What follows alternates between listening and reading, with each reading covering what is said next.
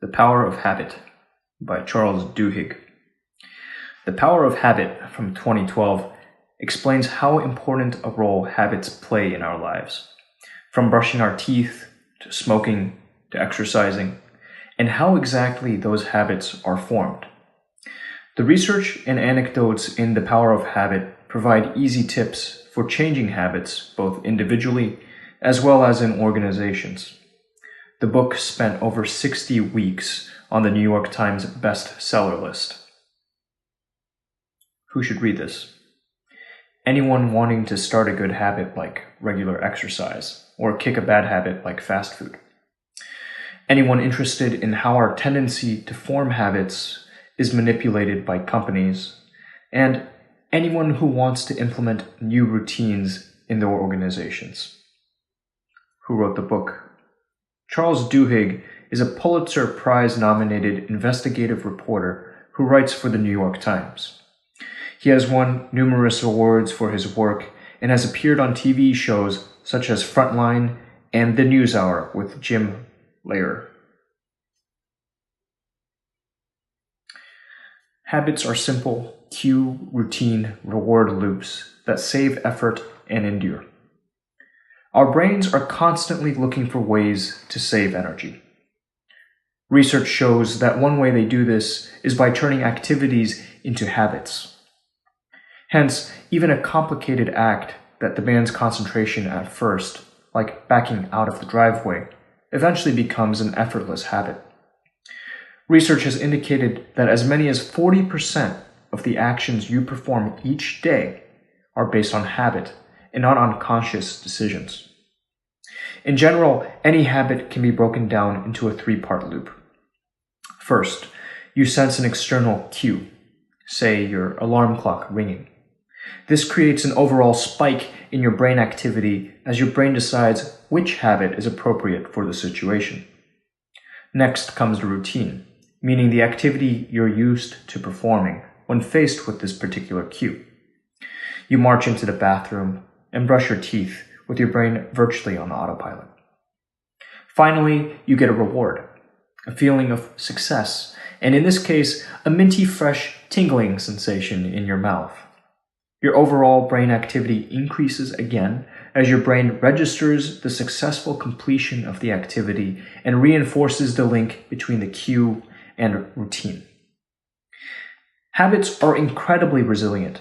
In some cases, people with extensive brain damage who could not even remember where they lived could still adhere to their old habits and pick up new ones. This is because learning and maintaining habits happens in the basal ganglia,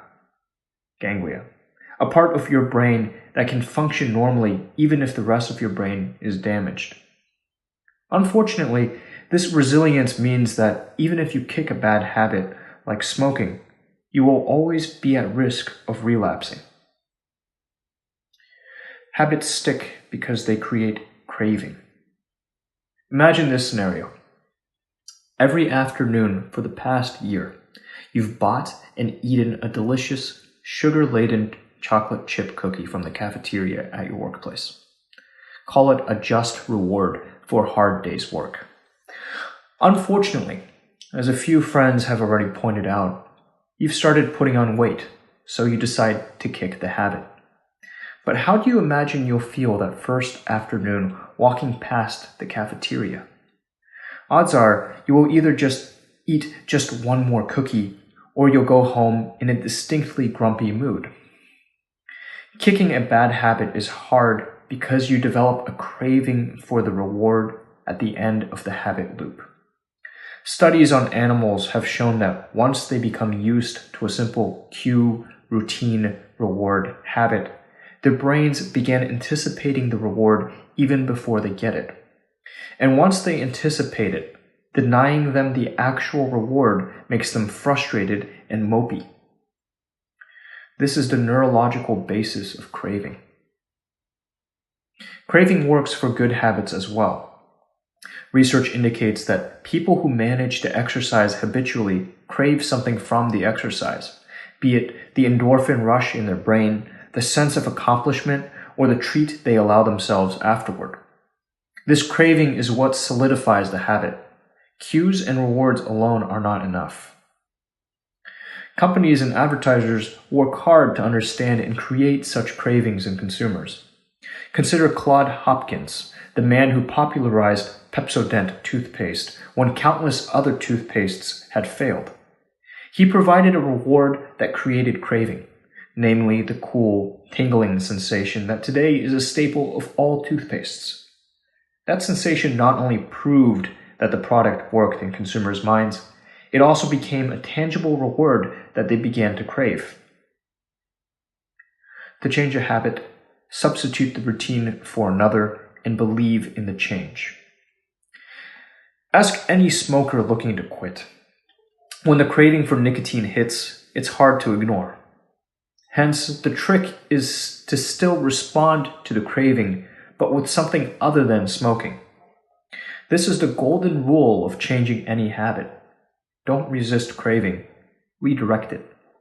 Keep the same cues and rewards, but change the routine that occurs as a result of that craving. Research indicates that one of the best-known habit-changing organizations in the world uses this method to great effectiveness. Alcoholics Anonymous, AA, may have helped as many as 10 million alcoholics achieve sobriety. AA asks participants to list what exactly they crave from drinking. Usually, factors like relaxation and companionship are far more important than the actual intoxication. AA then provides new routines that address those cravings, such as going to meetings and talking to sponsors for companionship, effectively substituting drinking with something less harmful. Though this works well in general, stressful circumstances can cause relapses. For example, one recovering alcoholic had been sober for years when his mother called to say she had cancer. After hanging up, he left work and went directly to a bar, and then, in his own words, was pretty much drunk for the next 2 years. Research indicates that the differentiating component between relapses and continued sobriety is belief. Spirituality and God feature prominently in AA philosophy, but it's not necessarily the religious component itself that helps people stay sober. Believing in God helps participants to also believe in the possibility of change for themselves, which makes them stronger in the face of stressful life events. Change can be achieved by focusing on keystone habits and achieving small wins. When former government bureaucrat Paul O'Neill became the CEO of the ailing aluminum company Alcoa, investors were skeptical. Their apprehension was not helped by the fact that rather than talking about profits and revenues, O'Neill declared that his number one priority was workplace safety.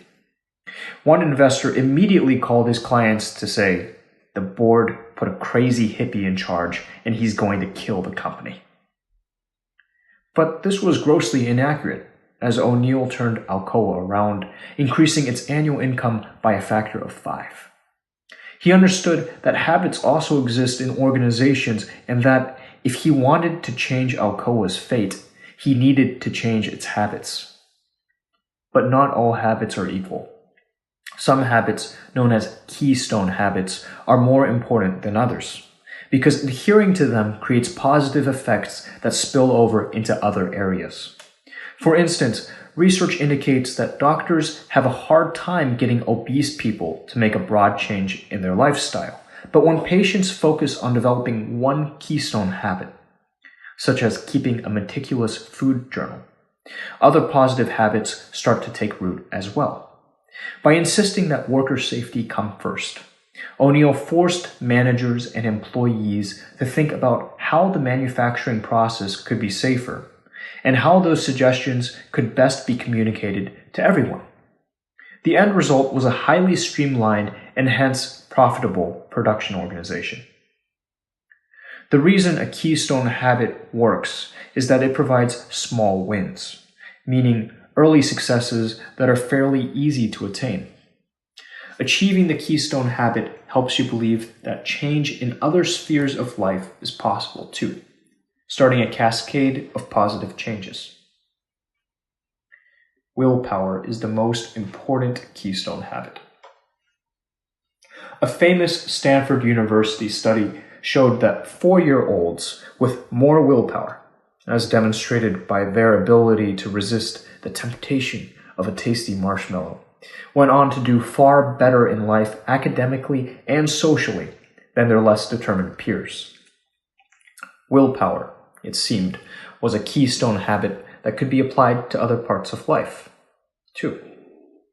Further research revealed that willpower is in fact a skill that can be learned. But why then is our willpower so inconsistent? Some days hitting the gym is no problem, whereas on others leaving the sofa is nigh impossible. It turns out willpower is actually like a muscle. It can tire. If you exhaust it concentrating on, say, a tedious spreadsheet at work, you might have no willpower left when you get home. But the analogy goes even further. By engaging in habits that demand resolution, say, adhering to a strict diet, you can actually strengthen your willpower. A willpower workout, if you will. But other factors can also affect your willpower. For example, Starbucks found that on most days, all of its employees had the willpower to smile and be cheerful, regardless of how they felt. But when things became stressful, for example, when a customer began screaming, they would lose their cool. Based on research, executives determined that if baristas mentally prepared for unpleasant situations and planned out how to overcome them, they could muster enough willpower to follow the plan even when under pressure. Other studies have shown that a lack of autonomy also adversely affects willpower. If people do something because they are ordered to, rather than by choice, their willpower muscle will get tired much quicker. Organizational habits can be dangerous, but a crisis can change them. Research shows that many organizations are driven by the unofficial organizational habits that have emerged amid employees over time, rather than any deliberate decision-making processes. Consider the London Underground in 1987. Responsibilities in running the Underground were divided into several clear-cut areas, and as a result, staff formed an organizational habit of not overstepping their departmental bounds. In fact, attempts to do so were met with scorn. Under the surface, most organizations are like this. Battlegrounds in which individuals clamor for power and rewards. Habits such as minding one's own business form as ways to keep the peace. Unfortunately, some habits are dangerous. In 1987, at the King's Cross Underground station, a ticket collector saw signs of a fire but didn't raise the alarm. It wasn't his responsibility. The fire escalated, but no one present knew how to use the sprinkler system or had the authority to use the fire extinguishers. They were someone else's responsibility. Within minutes, a huge fireball erupted into the ticket hall. Rescuers described passengers so badly burned their skin came off when touched. In the end, 31 people died. But even such tragedies can have a silver lining. Crises offer a unique chance to remake organizational habits by providing a sense of emergency. This is why good leaders often actively prolong the sense of crisis or even exacerbate it. In investigating the fire, Desmond Fennell found that many potentially life-saving changes had been proposed years earlier, but none had been implemented. When Fennell encountered resistance to his suggestions, too, he turned the whole investigation into a media circus, a crisis that allowed him to implement the changes. Today, every station has a manager whose main responsibility is passenger safety. Companies take advantage of habits in their marketing. Retailers have long known more about the habits of shoppers than shoppers themselves do. Retailers trawl through masses of data on customer behavior and then adapt their operations to maximize sales. For example, here's a surprising fact. Most people instinctively turn right when entering a store. Therefore, retailers put their most profitable products on the right side of the entrance. One of the masters of this method is Target, the American retailer that serves millions of shoppers annually and collects terabytes of data on them. Their data analysis became so sophisticated, they could even tell when customers were pregnant and predict their due date because their shopping patterns changed and they started buying things like prenatal vitamins. By sending them baby-related coupons, Target could effectively lure them into their stores.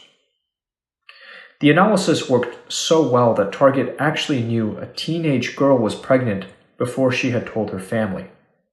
Target sent her baby-related coupons, prompting her father to pay the local Target manager an angry visit. "She's still in high school. Are you trying to encourage her to get pregnant?" When the truth came out, it was the abashed father's turn to apologize.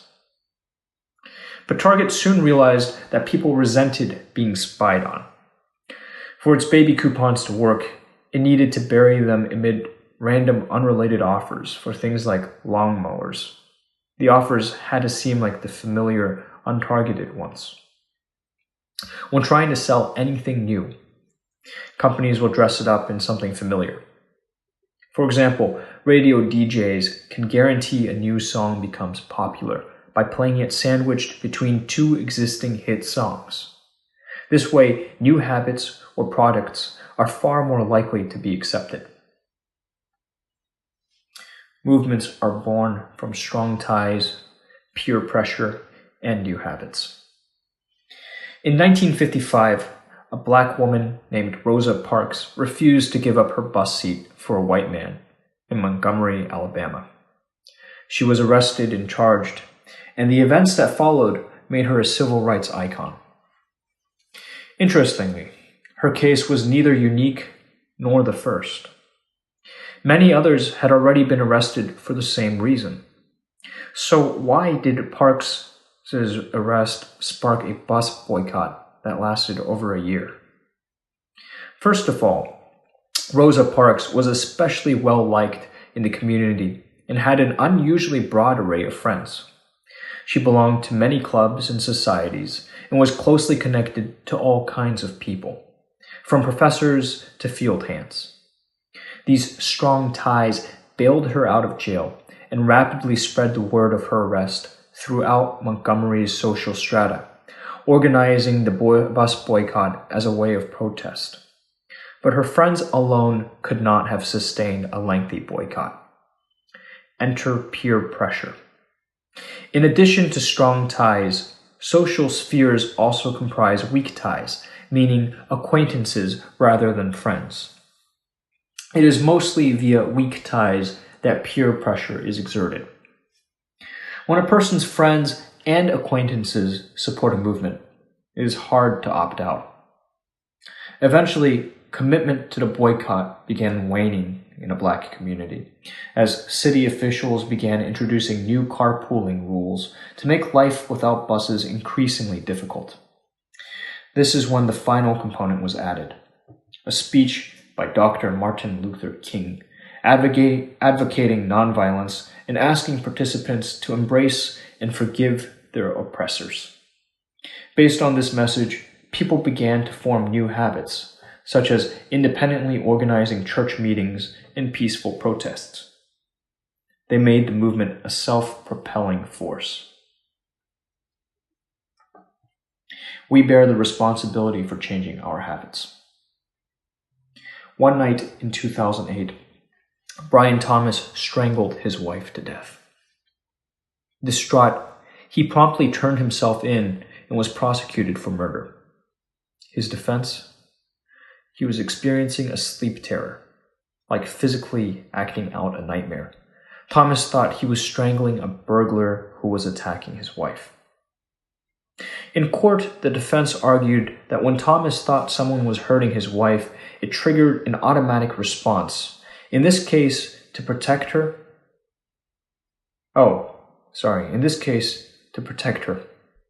In other words, he followed a habit. Around the same time, Angie Bachman was sued by the casino company Harrah's for $500,000 in outstanding gambling debts. This was after she had already gambled away her home and million-dollar inheritance. In court, Bachman argued that she, too, was merely following a habit. Gambling felt good, so when Harrah's sent her tempting offers for free trips to the casino, she could not resist. Note that Harrah's knew she was a compulsive gambler who had already declared bankruptcy. In the end, Thomas was acquitted, and many, including the trial judge, expressed great sympathy for him. Bachman, on the other hand, lost the case and was the object of considerable public scorn.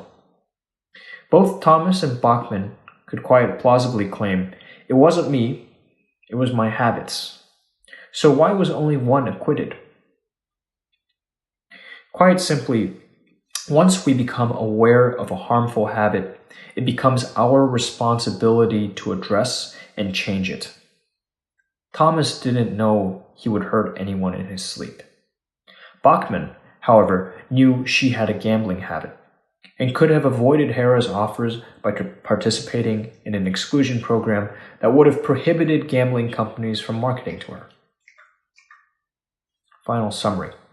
The key message in this book: following habits is not only a key part of our lives, but also a key part of organizations and companies.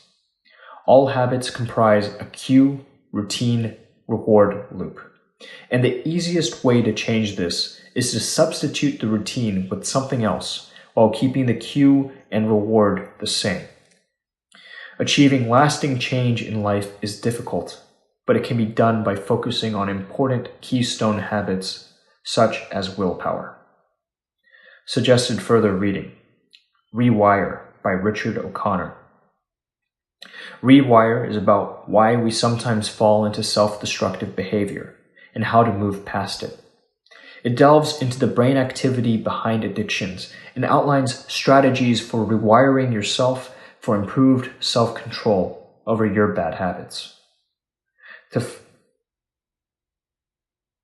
That's all.